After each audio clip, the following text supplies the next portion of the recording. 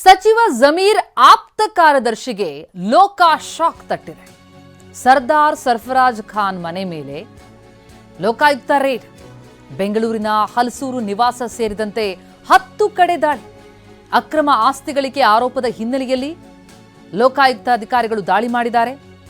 ವಸತಿ ಇಲಾಖೆಗೆ ನಿಯೋಜನೆಗೊಂಡಿದ್ದಾರೆ ಸರ್ಫರಾಜ್. ಬೆಂಗಳೂರಿನ 7 ಮನೆ, ಕೊಡಗಿನಲ್ಲಿ 2 ಕಾಫಿ ಎಸ್ಟೇಟ್, ಎಚ್ಡಿ ಕೋಟೆಯ ಒಂದು ರೆಸಾರ್ಟ್ ಇದೆ. ಆ 3 ಕಡೆಗಳಲ್ಲೂ ಕೂಡ ಲೋಕ ದಾಳಿ ನಡೆಸಿದೆ.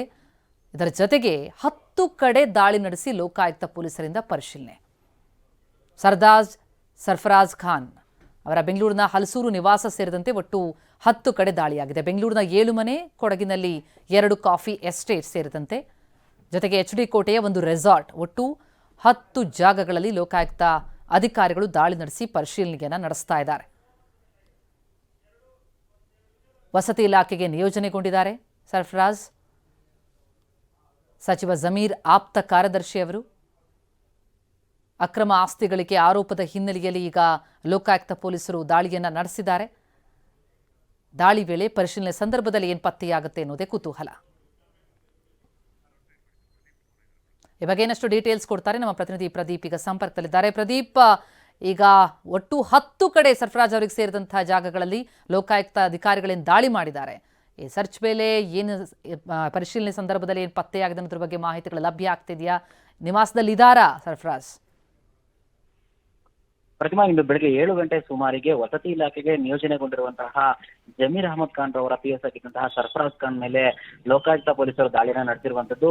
ಬೆಂಗಳೂರಿನ 7 ಮನೆಗಳು ಸೇರಿದಂತೆ ಎಚ್ಡಿ ಕೋಟೆಯಲ್ಲಿರುವಂತಹ ಅವರ ಹೆಸರಿನ ಒಂದು ರೆಸಾರ್ಟ್, ಜೊತೆಗೆ ಕೊಡಗಿನಲ್ಲಿರುವಂತಹ ಕಾಫಿ ಎಸ್ಟೇಟ್, ಇಷ್ಟು ಕಡೆಯೂ ಸಹ ಲೋಕಾಯುಕ್ತದ ಸುಮಾರು 50ಕ್ಕೂ ಹೆಚ್ಚು ಪೊಲೀಸ್ ಅಧಿಕಾರಿಗಳು, ಸಿಬ್ಬಂದಿಗಳು ದಾಳಿ ನಡೆಸಿ ಪರಿಶೀಲನೆಯನ್ನ ನಡೆಸ್ತಾ ಇರುವಂತದ್ದು. ಇದರ ಹಿನ್ನೆಲೆಯನ್ನ ನೋಡೋದಾದ್ರೆ ಜಮೀರ್ ಖಾನ್ ಅಹಮದ್ ಅವರ ಇವರು PS ಏನಿದ್ದಾರೆ ಸರ್ಫರಾಜ್ ಇವ್ರ ವಿರುದ್ಧ ಅಕ್ರಮ ಆಸ್ತಿ ಗಳಿಕೆ ಆರೋಪ ಕೇಳಿ ಬಂದಿತ್ತು. ಹೀಗಾಗಿ ಈ ಸಂಬಂಧ ಲೋಕಾಯುಕ್ತ ಪೊಲೀಸರು ದೂರನ್ನ ದಾಖಲಿಸಿಕೊಂಡಿದ್ರು. ಈ ಸಂಬಂಧ ಇವತ್ತು ಲೋಕಾಯುಕ್ತ SP ಶಿವಪ್ರಕಾಶ ದೇವರಾಜ್ ಅವರ ನೇತೃತ್ವದಲ್ಲಿ ಈ ಒಂದು ಮೆಗಾ ರೇಡ್ ಆಗಿರುವಂತದ್ದು. ಸದ್ಯಕ್ಕೆ ಲೋಕಾಯುಕ್ತ ಪೊಲೀಸರು ದಾಳಿ ನಡೆಸಿದ ವೇಳೆ ಸರ್ಫರಾಜ್ ಖಾನ್ ಮನೆಯಲ್ಲೇ ಇರುವಂತದ್ದು.